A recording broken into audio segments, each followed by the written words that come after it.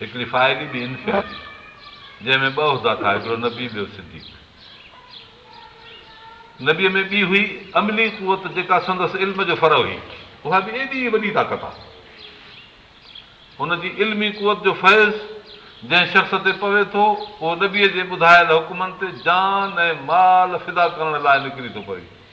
जेकॾहिं अलाह जे राह में क़ुर्बान थी वञे ऐं कमु कंदे हलंदे हलंदे मरी पवे इन कम में, त इहो शहीद आहे। पर जेकॾहिं इन रस्ते में हलंदे हलंदे पंहिंजे मौत मरी पवे त सालिह आहे, मतिलबु त अज़ाइम साॻा रहंदा। शहीद बिज़ात अमली शाहकार, सालिह हुनजो ताबेदार। नुबूअत ऐं शहादत इहे ॿई उहिदा अलाह जे तरफ़ां मिलंदा आहिनि। शहीद माण्हू पाण थी न सघंदो आहे, मौत अलाह जो आहे। कसब करे इबादतुनि ऐं रियाज़तुनि सां नबी या शहीद थी नथो सघे, बाक़ी कल्ब जे सफ़ाईअ सां ऐं रियाज़त सां सिदाकत सां सिद्दीक़ बणिजी सघे थो।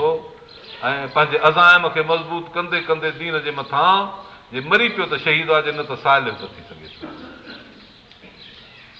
मतिलबु त नबीअ जो क़ल्ब मंज़िलगाह वहीअ जो, सिद्दीक़ आहे बर्तन वहीअ जो, वियाल वहे जंहिंमें सांढ जे वहीअ खे। शहीद अहिड़ी कुवत अमलीअ जो साहिब आहे जो अलाह जे रस्ते में जान ॾे। सालिह इन मर्तबे जे माइण लाइ हमेशह गामज़न त मन हुनजी जान कमु अचे, पर जान कमु न आई। इंसान खे घटि में घटि इन हद ताईं पहुचणु त तमामु ज़रूरी आहे, सालिह जे हद में हले, न त इन खां पोइ त को दर्जो ई कोन्हे।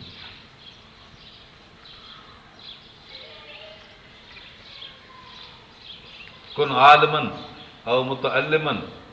औ सामिअन औ मुहिब्बा वला तकुन खामसा। सालिह मुहिब्बा, आलिम इल्मी कुवत जो मर्कज़ आहे, तालिब इल्म सिद्दीक़ जो दर्जो थो रखे। और सामिअन ॿुधंदड़ शख़्स जेको आहे उहो अमली कुवत जो साहिब आहे। मुहिब उहो इनफ़ियाली साहिब आहे अमल जो, बाक़ी इन खां पोइ पंहिंजो दर्जो आहे। इन हद ते पहुचणु तमामु ज़रूरी आहे। फरमाए रसूलुल्लाह सल्लल्लाहु अलैहि वसल्लम जंहिंखे पंहिंजे ॼमार में हिकु दफ़ो बि शहादत जी नियत न आई, यहूदी थी मरंदो या नसारो थी मरंदो, पर जेकॾहिं उन मथे दर्जे ते पहुची वियो, शहीद थी वियो त बहितर। ऐं न त नियत में जेकॾहिं मरंदो त पोइ अलाह तबारक व तआला नियत जो दर्जो ॾींदो। को माण्हू पंहिंजो हक़ वसूल थो करे, हुनजे लाइ शर्त इहा आहे त इंसान इल्मी ऐं अमली हालत में हर सानी दर्जे खां त हेठि न किरे। इल्म में फैज़ नुबूवत में सिद्दीक़ जे दर्जे खां हेठि न पवे, अमल में सालिह जे दर्जे खां हेठि न पवे। जेकॾहिं कंहिंखे पंहिंजी मंज़िल ऐं मुराद माइणी आहे, इन्हनि ॿिनि उहिदनि खां सवाइ इंसानियत मुकमल न थी। इहो हिकिड़ो वॾो मुक़ाम आहे। इल्म जो अवल दर्जो नबी आहे, तंहिं इल्म जे लाइ सिदाकत रखणु इहा शर्त आहे। ऐं अमल जो दर्जो शहीद जो आहे, उन रस्ते ते हलणु, शहीद जे रस्ते में हलणु इहो फर्ज़ आहे, सालिह थियणु फर्ज़ आहे। जेके माण्हू हक़ खे ॼाणी सुञाणी सिरात मुस्तक़ीम में नथा हलनि, उहे पंहिंजे अमल लाइ सही फ़ैसिलो नथा कनि, उहे पंहिंजे इल्म जे ॿिए दर्जे खां हेठि किरिया। क़ुर मजीद उन्हनि खे मग़ज़ूब थो चवे। जेके अमली कुवत जे लिहाज़ खां पोइ ते रहिया, उन्हनि खे दाल थो कोठे। ॿ ताक़तूं इहे पैदा थी थियनि जेके रिएक्शन ताक़तूं आहिनि, इन्हनि ॿिन्ही खां पोइ ते। जेको इल्म जे मक़ाम खां सफ़ा किरी पवे, उहो आहे मग़ज़ूब, गज़ब पियल आहे उन्हनि ते। यहूदी चवंदा कालू कुलूब न कुल बल्ला न हमला कुफर। हुननि पंहिंजे इल्म खे मोड़े हेठि केरे पिटी करे। नबी हुननि खे कशान कशान पंहिंजे मर्तबे इल्मीअ ॾे मुतवजो करण जी कोशिशि कई, मगर हिननि चयो त कालू कुलूब न कुल।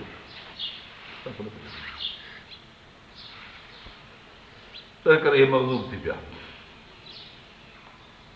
ऐं जिन में कुवत अमली त आहे, पर फितरी तक़ाज़ा जे इल्म मुताबिक़ राह न लधाऊं। क़ुर मजीद उन्हनि खे ज़ाल थो चवे जो उन्हनि शहीद जो रस्तो इख़्तियार न कयो, पाण शहीद जो रस्तो छॾे ॿिया रस्ता इख़्तियार कयो। शहीद जो रस्तो वठिजे हा ऐं माण्हू मरी पवे हा त शहीद ॿियो को कान्हे पर जे बिस्तरे जे मौत मूं त सालियो बहरहाल रस्ते में त हुयो न पर जे रस्तो छॾे त पोइ ॻाल्हि आहे पोइ इहो गुमराह आहे ज़लालती आहे जो इन दर्जे खे माण्हू खे अहिड़े क़िस्म जे ॿिन्ही टोलनि खां पनाह वरितल आहे गैर मग़दूब अलैहिम वलद्दालीन जो मतिलबु इहो आहे तंहिं करे इंसान खे अहिड़ी जमात में शरीक थियणु फ़र्ज़ु आहे जिन जी इल्मी कुवत सानवी हैसियत रखंदी हुजे अवली हैसियत त न ॾींदी ऐं जिन जी अमली कुवत में अव्वल ऐं सानी दर्जे जे लाइ तरीक़ेकार मुताबिक़ हुजे पोइ जे अदा उन रस्ते में कमु अची वियो त शहीद आहे जे न त सालिह थी त मूं पोइ इहो मग़दूब अलैहिम वलद्दालीन खां जुदा थिए जे न त मग़दूब अलैहिम वलद्दालीन में दाख़िल थी विया तंहिं करे इन्हनि माण्हुनि ते फ़र्ज़ु आहे त इन दुबण मां कंहिं बि तरह चढ़ण जी कोशिशि वॾी दुबण आहे जो मग़दूब अलैहिम में माण्हू हलियो वञे ज़ालीन में हलियो वञे गुमराहनि में हलियो वञे उहे माण्हू मग़दूब अलैहिम आहिनि ऐं उहे ज़ालीन आहिनि जेके नबीअ जो सानवी इल्मी दर्जो शहीद जो जेको सानवी अमली दर्जो हो एसि ताईं बि न पहुची सघिया बहरहाल उन्हनि ते पंहिंजो सालिह मुआशिरो मुसलत कबो त अहिड़ो सालिह मुआशिरो हुजे जंहिं सालिह मुआशिरे में ऐं भले माहौल में ज़िंदगी गुज़ारिजे जे न आहे त उहो माहौल मुआशिरो पैदा कजे जीअं इहा क़ौम इन गंदगी खां ॿाहिरि निकिरे क़ुर अहिड़े क़िस्म जे तालीम खे जबरी करार ॾिनो आहे छो त मग़दूब अलैहिम वलद्दालीन जंहिंजे लाइ अलाह ताला फरमाए थो ज़ाल ऐं ग़ज़ब पियल क़ौम में जो माण्हू दाख़िल थिए जीअं हिकिड़ो माण्हू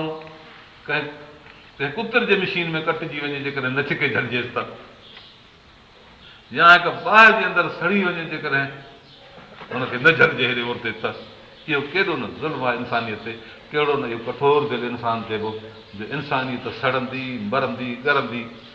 जहन्नम जे दरवाज़नि ते पहुची रही आहे मगर हे पंहिंजे उन मज़े में पते घुमंदो ऐं कॾहिं बि क़ौम जे लाइ ख़्यालु न अचे तंहिं करे सम्झ में आयो त क़ुर जी तालीम जबरी ऐं ज़ोरी तालीम आहे अलाह ताला फरमाए थो क़ुर में इन लज़ीन यक्तुमून मा अंज़लना मिनल बय्यिनात वल हुदा मिन बाद मा बय्यना जेके शख़्स क़ुर जे आयतुनि खे नथा ॿुधाइनि ऐं लिकायो रखियो वेठा आहिनि हिदायत बि पधरी थी वई आहे माण्हुनि खे नथा सम्झाइनि उलाइक यलअनहुमुल्लाह इन्हनि माण्हुनि ते ख़ुदा जी लानत आहे यलअनहुमुल्लाइनून ऐं मलाइक उन्हनि ते लानत कनि इल्ला लज़ीन ताबू मगर जिन तौबा कई असलहु इस्लाह आंदऊं बयनू अलाह जे क़ुर खे बयानु कयो ऐं माण्हुनि ताईं पहुचायूं फौलाइक तूब अलैहिम रब फरमाए थो इन्हनि जी मां तौबा क़बूल ॾिसुसि अन तवाब रही मां तौबा क़बूल करणु आहियां ॿाझारो आहियां हुन माहौल खे छॾे ॾियो माण्हूअ खे पाण खे कहिड़ो किरदारु रखिणो आहे उन किरदार में जेकॾहिं इंसानु किरी पियो आहे त पोइ ॼण उन हुदूद खां इंसानु ॿिए खे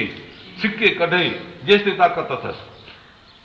पीउ खे पुट जे मथां तसलुत आहे ऐं माहौल वारे वॾे खे पंहिंजे माहौल ते असरु आहे शहर जे अमीर खे शहर ते असरु आहे म्यूनिसिपालिटी जे हाकिम खे म्यूनिसिपालिटी ते असरु आहे तालके वारे खे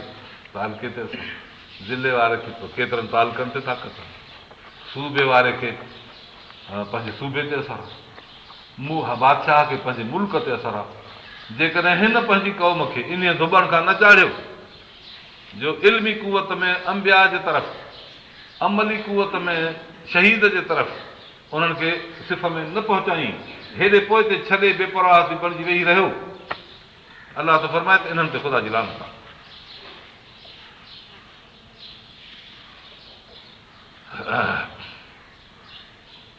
इहो आहे जेको लाज़मी आहे ऐं जेको इंसान खे कंहिं बि सूरत में छॾणो घुरिजे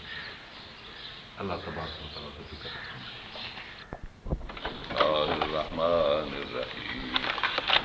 अल्हम्दुलिल्लाहि रब्बिल आलमीन अर्रहमानिर रहीम मालिकि यौमिद्दीन इय्याका नअबुदु व इय्याका नस्तईन اهدنا الصراط المستقيم صراط الذين أنعمت عليهم غير المغضوب عليهم ولا الضالين.